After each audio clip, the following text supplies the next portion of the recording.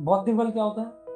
अरे बौद्धिक बल, बुद्धि का बल, ब्रेन पावर। बौद्धिक बल मतलब आपके दिमाग में, आप दिमाग की पावर, हम कहते हैं दिमाग बहुत तेज है। कैसे तेज है? कुछ चीजों का ध्यान रखो। लॉजिकल पावर बहुत अच्छी होगी, तर्क शक्ति, किसी बात को सही और किसी भी सेम बात को गलत साबित करने की क्षमता, तर्क शक्ति से कहते हैं। तर्क वितर्क कुतर्क ये सब करने की ताकत हो, लॉजिक्स बहुत तरीके से बोलता हो। एक आता है विवेक। हम लोग विवेक को धैर्य मान लेते हैं, विवेक अलग चीज होती है। जब इंसान अच्छी चीजें सुनता है, अच्छी चीजें सीखता है, अच्छी चीजें जानता है, तो दूध की तरह वो चीजें इकट्ठी होती है और उस दूध को फिर जो अपने अनुभव से पकाता है तो वो ज्ञान बनता है। और वो ज्ञान जब ठंडा पड़ता है तो उसपे एक मलाई जमती है उस मलाई को हम विवेक कहते हैं। क्रीम निकाल देना, आपके ज्ञान का भी एसेंस निकालना आपका विवेक कहलाएगा। मैंने 1 लाख किताबें पढ़ी हैं, तो 1 लाख किताबें हमेशा काम नहीं आई। किसी राइट मोमेंट पे किसी एक किताब का, किसी एक पन्ने का एक कोट काम आ जाएगा मेरे, और वो कोट सही टाइम पे याद करना ही विवेक है।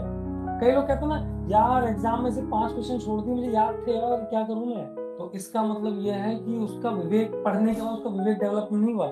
इसका मतलब ढंग से पढ़ाई नहीं की, से ज्ञान इकट्ठा नहीं किया, या ज्ञान इकट्ठा किया, उसको पकाया नहीं, उसको उबाला नहीं दूध की तरह, उसमें अनुभव नहीं लिया कुछ भी। समझ रहे हो? मैं बहुत सिंपल एग्जाम्पल समझाने की कोशिश कर रहा हूँ।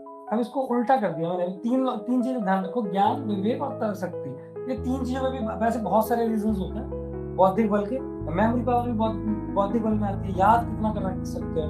मैंने कई लोग देखा भाई साहब कितना ही याद कर लेते हैं, कितना ही याद कर लेते हैं। स्वामी दयानंद के गुरु बैठे हुए थे कहीं पेड़ के नीचे, 2 अंग्रेज लड़ रहे थे उस टाइम पे, देश में अंग्रेजों का शासन था। तो वो लड़ रहे थे, इंग्लिश में लड़ रहे थे भाई। कोर्ट में गए उनके फैसले के लिए कि तुम्हारे पास कोई गवाह है कि जिसने सुना हो कि तुम ऐसी बातें कर रहे थे?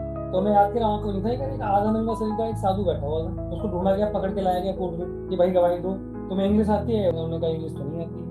कह रहे फिर तो तुम किसी काम के नहीं, तो इंग्लिश में लड़ रहे थे, तो तुम्हें तो कुछ पता ही नहीं होगा। उन्होंने कहा ये बता सकता हूँ इन्होंने बात क्या करी है। समझ में मेरे कुछ नहीं आया।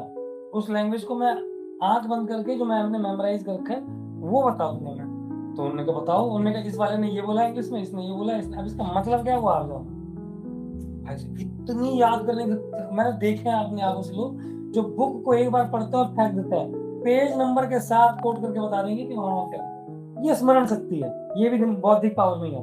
ज्ञान इकट्ठा करने की शक्ति, याददाश्त की शक्ति मेमोरी पावर कहला देगी। वही ज्ञान जब पकेगा तो विवेक कहलाएगा। वही ज्ञान विवेक से आगे जब तलवार की तरह चलेगा, आपकी तलवार की तरह चमकेगी, वो आपकी तर्क शक्ति कहलाएगी। और सिंपल करूं, बौद्धिक शक्ति है ये, ठीक है ना? तो इसको सिंपल लैंग्वेज में कह सकते हैं कि सही निर्णय लेने की क्षमता जिसमें आ गई, वो बौद्धिक बल है उसमें। अब हनुमान जी में है विद्यावान गुणी अति चातुर। हाँ, विद्यावान है, नॉलेज है, गुणी है, उन्होंने उसको गुण में कन्वर्ट कर लिया। विवेक एक गुण होता है, और तर्क शक्ति अति चातुर है, अति चातुर।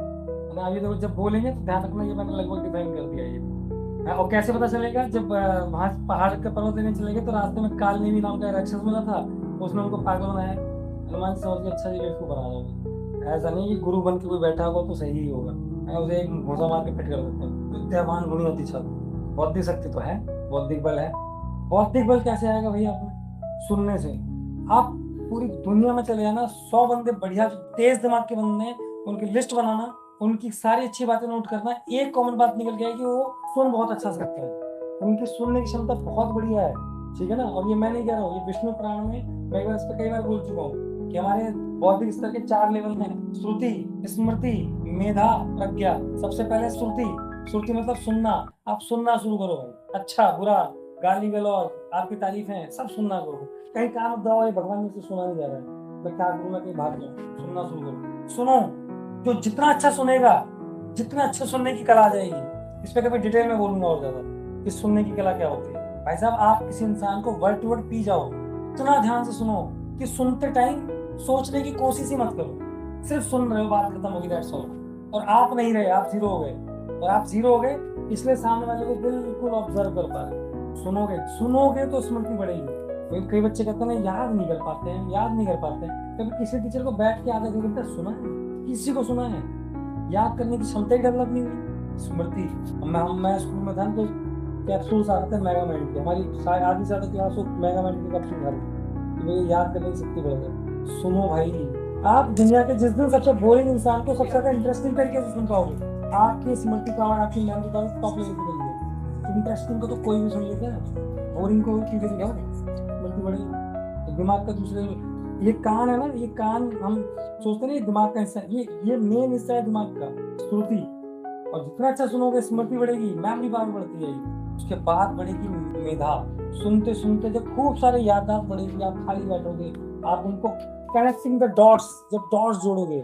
कई बार पता है क्या होता है, जब कोई लोग किसी भी धर्म की बहुत रिसर्च करते हैं, जैसे हिंदू धर्म की कोई रिसर्च कर रहा है, उसने भाई 16-18 पॉइंट पढ़ डाले, सारे वेद पढ़ डाले चारों, है ना, ये भागवत गीता, उपनिषद सब पढ़ डाले, और ये तो हो गया, उसका डाटा इकट्ठा हो गया, है ना, ज्ञान इकट्ठा हो गया। अब विवेक तो आया नहीं है। फिर विवेक पनपता है, विवेक कैसे पनपेगा, तब उसको समझाएगा यार वो लोग क्या गजब थे, ये जो विष्णु पुराण में श्लोक बोला गया है, इसके आगे की बात तो कही नहीं गई है, ये तो अधूरा है, छोड़ दिया गया। ये कहाँ जाके जोड़ रहा है, उस जाके उपनिषद में इसकी बात कही जा रही है, वहां से उसकी आदि बात छोड़ के वो भगवत गीता में कही जा रही है, और वहां से बात छोड़ के वो वहां कही जा रही है। तो इसका मतलब ये क्या, एक ही किताबें थी जो तोड़ तोड़ के अलग अलग बिखेर दी गई है, और रहस्य छुपा दिए गए हैं। रहस्य छुपाए जाते हैं, रहस्य छुपाए जाते हैं। इसलिए अगर आप ऋषि मुनियों की पुरानी किताबें पढ़ोगे तो उसमें दो चीजें आती हैं, सूत्र और कुंजी। सूत्र मतलब धागा, कुंजी मतलब चाबियां।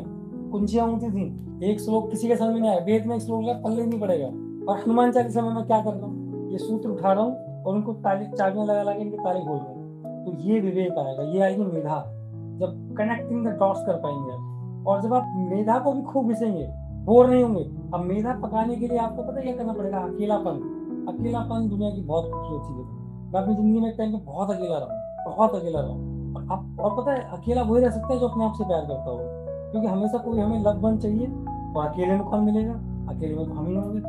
तो जो इंसान खुद से प्यार कर पाता है वो करता है। और फिर क्या होगा, वो जो ज्ञान आपने सुना है, पढ़ा है, तो डॉट्स कनेक्ट होंगे अपने, वो है एक मिरेकल दुनिया में क्रिएट होगा एकदम से, और आप जोड़ना स्टार्ट करेंगे, इसका ये मतलब ये, उसका मतलब ये, उसका ये मतलब ये, तो ये मेधा हो जाएगी। आप जब बोलेंगे उन सूत्रों को जोड़ के तो लोग सुनेंगे। और जिस दिन मेघा अपने अंतिम छोर पे होगी, अपने एक्सट्रीम पे होगी, तब आपके अंदर जन्मेगी प्रज्ञा। प्रज्ञा या आफत क्या है, प्रज्ञा मतलब है आपने सारे हिंदू ग्रंथ पढ़ डाले, सारे श्लोक पढ़ डाले, आपने अब उसके आगे की बात शुरू कर दी कहनी, आपने सारी फिजिक्स पढ़ डाली, वो लॉ जो पूरी फिजिक्स में वर्ल्ड में किसी ने दिया ही नहीं, तो उसके आगे आपने एक लॉ बना दिया, ये लॉ है। आप सारी दुनिया विरोध कर रही है, क्या बकवास कर रहे हैं, तो हो ही नहीं सकता। तो आपको है तेरा प्रैक्टिकल समझो, समझ लो। आपको लोग गाली दे रहे हैं, लेकिन अगले 50 साल बाद जाकर लोगों ने प्रैक्टिकल करके समझ के, अरे भाई साहब 50 साल पहले गंदा हुआ था, उसको कैसे पता चला ये लॉ है, उसके पास तो इक्विपमेंट भी नहीं थे, उसको तो पता नहीं कैसे। प्रज्ञा।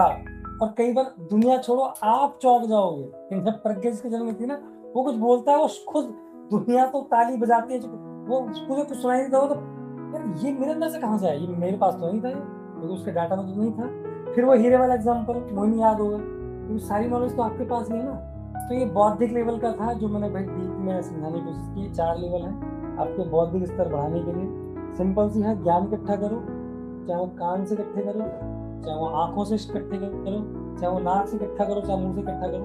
लेकिन सबसे बेस्ट सोर्स माना गया था, कोई इंसान जो बहरे होते हैं ना, उनका बहुत कुछ खो जाता है, अंधों का नहीं होता। अंधे ज्ञानी हो गए आपको पता ही नहीं है, सूरदास अंधे ज्ञानी हो गए हैं, बहरे ज्ञानी नहीं हो पाए।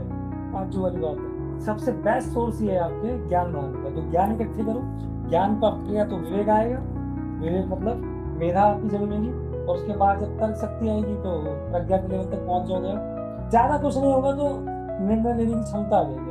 आपका दिमाग सही होगा ना, आपको किसी जंगल में उठा जाएगा, अपने दिमाग से बाहर निकलो, मुसीबत से निकल नहीं सकता। अब हनुमान जी तो हैं, हनुमान जी तो अकेले चले गए थे लंका में, और अपने दिमाग के बलबूते सारी मुसीबतें झेलते झालते बाहर निकल आए, बिल्कुल क्लीन चिट, साफ एकदम, और उनका नुकसान करके आ गए, बिना मतलब में लंका जला। तो ये है बौद्धिक बल।